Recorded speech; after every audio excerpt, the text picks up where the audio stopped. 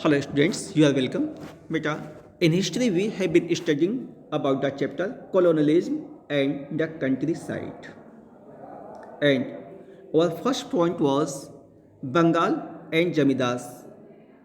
That point was divided in 6 points. And until now we have studied about the five. Those are an auction in Bengal, the problem of unpaid revenue, why Jamidas defaulted on payments, the rise of Jotedas, and the Jamidas resist. Now we have been studied that the Britishers means East India Company, the employees of East India Company, imposed an annual taxation on Indian peasants, and this responsibility was provided to Jamidas landowners that they had to submit the total tax of that state before a fixed date, and whenever they would failure in submitting the total amount before the fixed date, their state was auctioned. It was imposed by Britishers, and there was some problem because they demanded so high amount as a taxation that it was impossible to submit. It was impossible to collect from the peasants because the economic condition of the peasants was so poor, and due to famine, due to drought, uh, and some other uh, causes of natural events, their whenever their crop was destroyed, they were not rescued. They had to pay the fixed tax. मैंने सूखा पड़ जाए, कोई कोई ऐसी दिक्कत आ जाए कि उनकी खेती बर्बाद हो जाए, तभी उनको देना होता था. तो ये बहुत डिफ़िकल्ट था.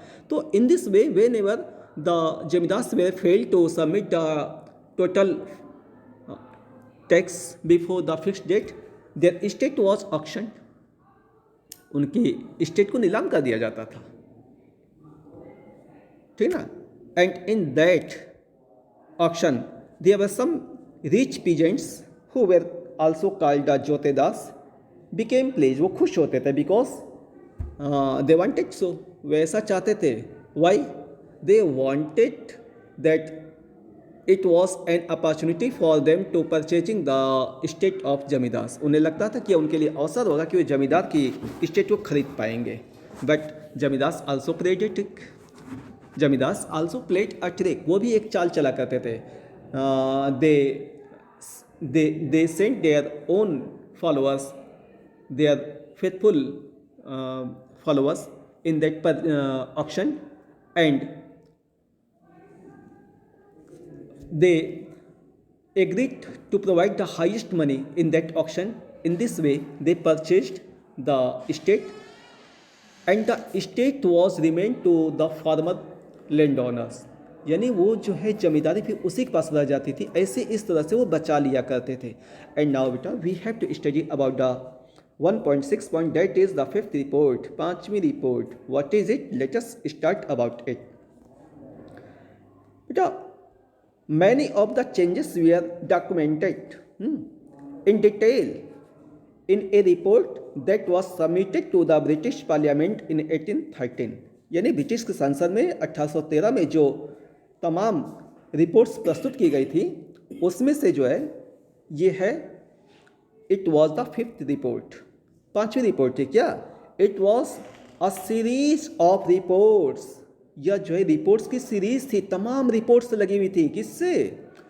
On the administration and activities. किसकी?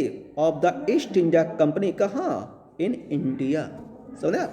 यानी जो 1813 में ब्रिटिश संसद में रिपोर्ट प्रस्तुत की गई, उसे फिफ्थ रिपोर्ट का नाम दिया गया. और what was mention in that fifth report specially? That was related to mainly about the administration and activities of East India Company in India. यानी भारत में ईस्ट इंडिया कंपनी की क्या एक्टिविटीज चल रही हैं, in what way they are imposing the administration rule किस तरह से प्रशासनिक कार्य कर रहे हैं, इन सब के बारे में बहुत ज़्यादा उसमें जी रिपोर्ट्स लिखी गई थी. Either they were about the criticize और एनीथिंग मे बी. चले चलते हैं लेटेस्ट. चले चलते हैं बेटा. हाँ, you know that East India Company established their rule regulations during the mid 1760. First of all in Bengal.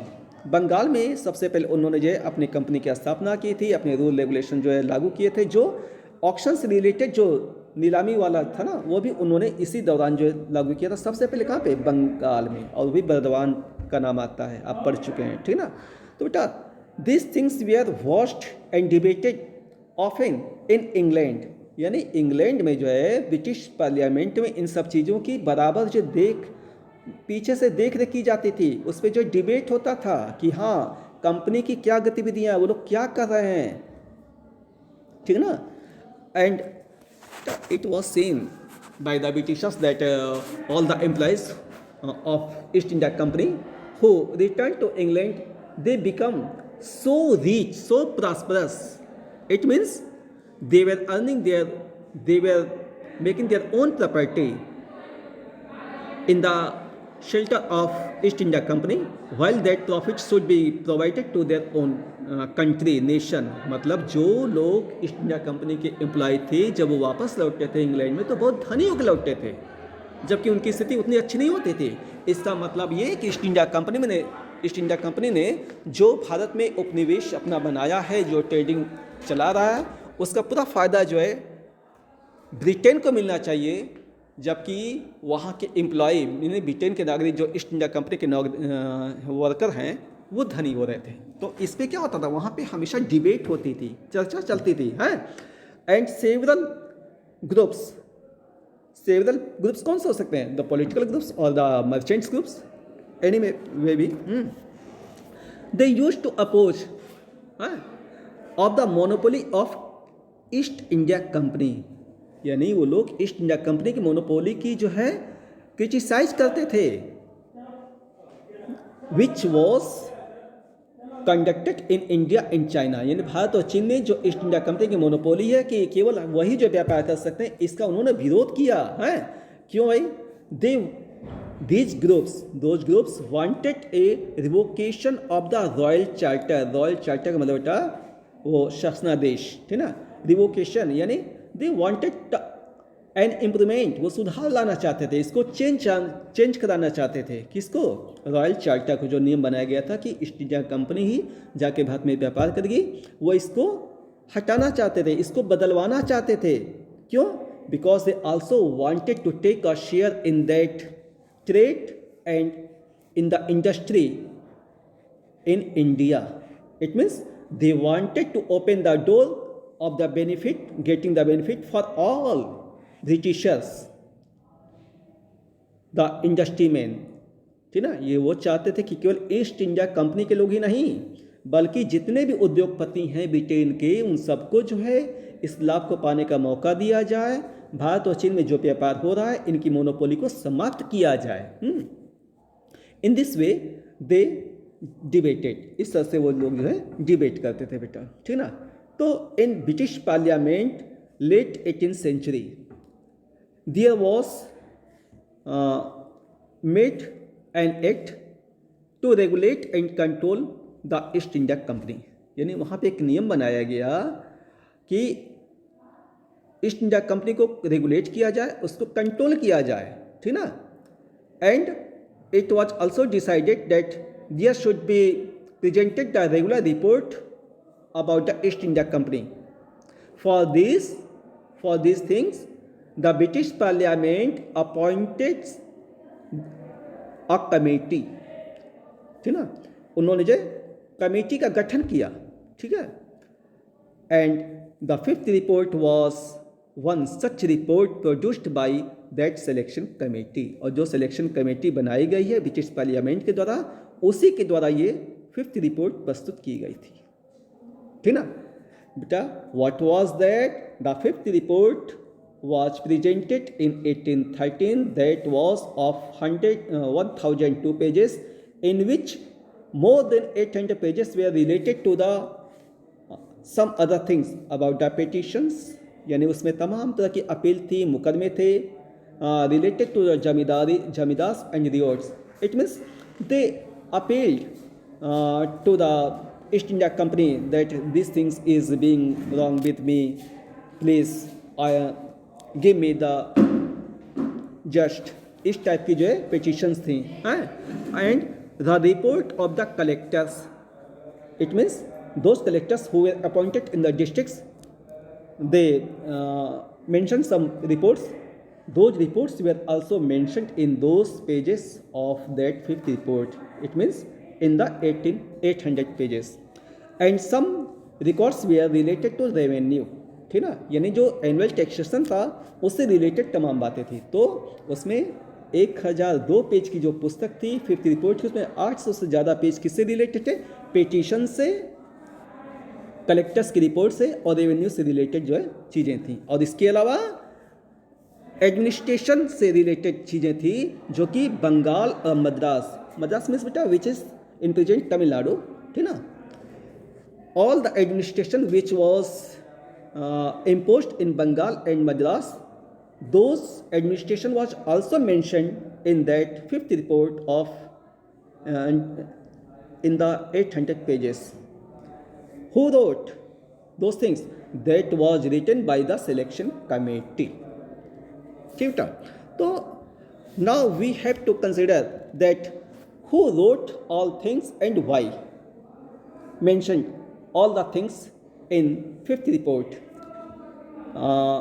I mean that why did they write so criticize about the East India Company, as they have mentioned that during within a days the जमींदारीज collapse, जमींदारी विलुप्त हो गई थी. And they also criticize the maladministration of the company के कुशासन का उन्होंने बहुत ज़्यादा उल्लेख किया उसमें. मतलब जो कमेटी ने अपनी रिपोर्ट प्रस्तुत की है उसमें ये बताया कि जमींदारी का जो विलोप हो गया. जो जमींदारी हमें रेवेन्यू टैक्सेशन सबमिट करती थी, हम सारी रिस्पॉन्सिबिलिटी से मुक्त होते थे. It all the responsibility were completed by the landowners zamindars. That system was collapse and the administration was so wrong of the company in India. तो ऐसा उन्होंने क्यों लिखा है? While we have studied that say there were several zamindars who saved their own estate in that auction by playing the several tricks. जबकि हम ये भी पढ़ चुके हैं कि तमाम जमींदार ऐसे थे जिन्होंने कई चाल चल करके अपने जो है जमींदारी को बचा रखा था. तो it means we have to consider, we have to think that whatever the things are presented in fifth report are either right or wrong. हमें सोचना पड़ेगा, केवल उनकी बात पे ऐसे विश्वास नहीं कर लेना पड़ेगा. ठीक ना. तो maybe possible that they were correct और रॉन्ग. ठीक है बेटा. तो आज के लिए बस इतना ही, इसके आगे next day. That's all. Thank you.